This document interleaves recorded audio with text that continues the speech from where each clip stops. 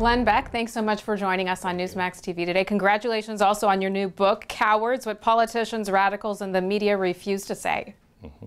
Well, you believe that this next presidential election is going to be one of the most important in American history, but in the book you say, in all the whirlwind of debates and super PACs, that we have somehow lost the truth. What do you mean by that? Well, first of all, we are losing the truth of how important this election is. This is Abraham Lincoln. This is 1860s. Whoever is the next president is going to decide the course, because we can't live in this gray area anymore. We either go to more freedom or to a different system. And so the truth now is more important than ever. What does it mean to be a capitalist or a free market person? Does capitalism mean corruption? Who are we as a people? Who do we answer to? Is there anything bigger than us as an individual? Does the collective exist? Is that a myth? Who's really calling the shots? What's the truth on the border? Those things have to be answered by each of us as individuals. And the politicians aren't telling us the truth. They don't tell us what they really believe. They tell us what the polls tell them to tell us most times. The media, for the most part, traditional media, they're so beholden to corporations, to the infrastructure, to the power. We have so many favors that have been done to be able to get to that position that there's no truth there. The good news is that people are waking up to it. You're seeing the parties disintegrate, and you're seeing the networks disintegrate. Now, the book is titled Cowards, and in the introduction you begin by saying that America is infested with people who won't even acknowledge that problems exist, no less provide solutions to them. Who do you think are the biggest cowards? Well, I'm torn between those at extreme power, like George Soros. Many people will say that how could he possibly be a coward? Or Barack Obama, how could he possibly be a coward? George Soros and Barack Obama have one thing in common. They say one thing and do another. George Soros will say that I'm an anti-Semite for saying the things that I do about him, but I'm only taking his words. You know, he'll try to make me look like a crazy man with all of his billions of dollars, but never disprove what I say, because he knows if exposed, if people in the mainstream who never read a George Soros book, I mean, that's why they pay me a lot of money, because I'll read that crap. Nobody else does. When you really listen to him, you see what he's building, and it's not good, and it's not where America wants to go. So he has to discredit. The same thing with Barack Obama. He'll talk about hope and change, but he won't actually tell you straight up what he'll say behind the closed doors at the union meetings that we have on tape. He won't say those things in mainstream media because he knows he'll never get elected, because that's not where America is. So these cowards hide behind either the smears of others or their position or the media that they're in bed with, and they don't have the courage of their convictions. One of the issues that you bring up in the book is our two-party system and how it often leaves American voters without good choices in the voting booth. Why do you think that it's not working? It's not working for the same reasons that George Washington said it wouldn't work. In his farewell address, he warned against the two-party system. It becomes corrupt, and it becomes beholden to special interests.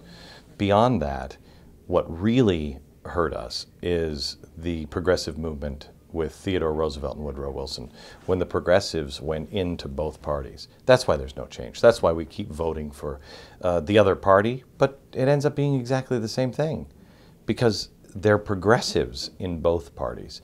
The secret here is to be able to see this time, if we have enough conservatives and free market thinkers, that they will be as vocal and as strong and as active with a Republican in office as they are with a Democrat in office. That's the real secret. Do we change because the party label changed? You know, one of the chapters in the book talks about libertarianism, and I think it's the most important chapter in the book myself. The face of the libertarian movement is Ron Paul, and yet that's not who libertarians are. There's a lot of libertarians that don't agree with Ron Paul on a few things. He's really right. I'd make him the Secretary of Treasury that fast. I would support him on ending the Fed that fast. But when it comes to some of the other policies, I happen to disagree with him. That's okay. That's okay. Libertarian, the chair has been taken away from the libertarians at the table of debate. It was always there, but the progressives took it away, and it became liberal, which was the libertarian, and conservative. Where's the libertarian voice? Most Americans are. We have to start putting ourselves, stop telling lies to ourselves that these parties are that different. Now we're going through one of the biggest financial crises in history. You believe that enemies of our country are plotting or have plotted to use economic terrorism against us. Who are these enemies, and just how vulnerable are we to this type of terrorism? I don't believe that. That's from a study commissioned by the Pentagon. We lay it out in the book Cowards. That's not Glenn's crazy idea that there are some enemies out there. This is a well thought out theory and then researched by the Pentagon. The Pentagon is the one that both tried to stifle it and then released it. And I remember being on Fox and seeing a piece of it come out. And I asked at the time, who in the Pentagon is releasing this? Because it came out with the statement, sources at the Pentagon said, every American should read this. And I thought that was striking. That's the Pentagon, somebody saying, warn the people.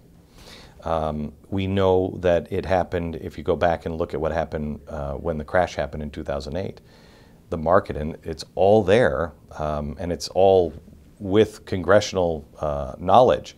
Somebody was trying to crash that market, and it took a sovereign fund.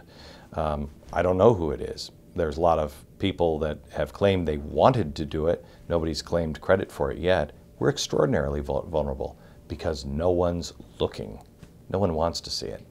You talk about how Sharia or Islamic laws being slowly integrated into Europe and the U.S. Why do you think there's been no major outcry against this?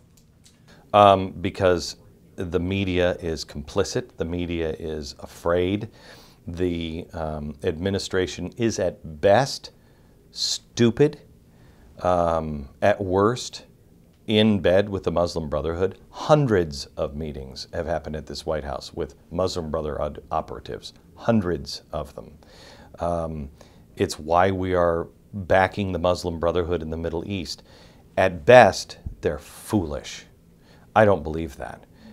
When you have the Muslim Brotherhood operatives like CARE and ISNA here in America being named and called by the court in the United States co-conspirators, unindicted co-conspirators in the Holy Land trial, when you have that happening, and then in 2009 the federal government saying, the FBI, we have no contact with them because of their ties to Hamas. And then the President of the United States meets with them in the Oval Office. He brings them into the Department of Homeland Security. He brings them into the Pentagon and helps them teach people about Islam and about radicalism. He does that at Homeland Security. He does that at the TSA. Something's wrong. Something's really wrong. Now, besides the issues that we've talked about, Cowards lays out a complete list of issues that you believe haven't been discussed openly and have even been lied about. After writing this book, do you think it's now too late to open people's eyes to the dangers? No, I think America is just beginning. I think we're on the verge of a renaissance in America. I really do.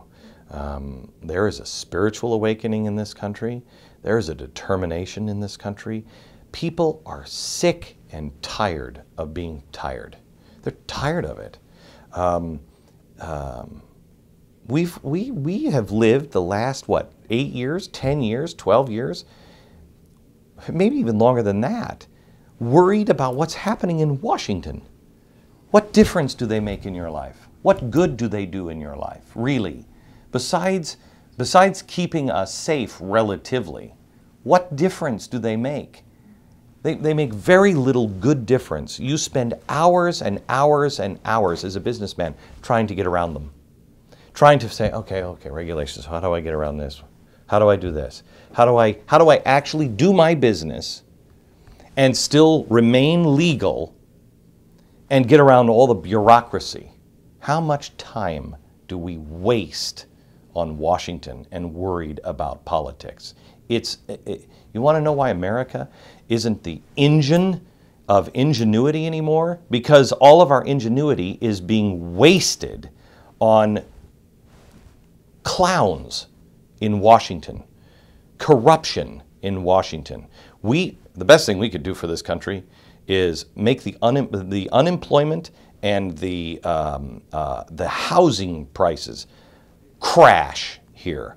There should be high unemployment in Washington, D.C. with the federal workers and the Congress, and the housing prices here should crash. Crash. This should be the place where you cannot get your money out of these houses.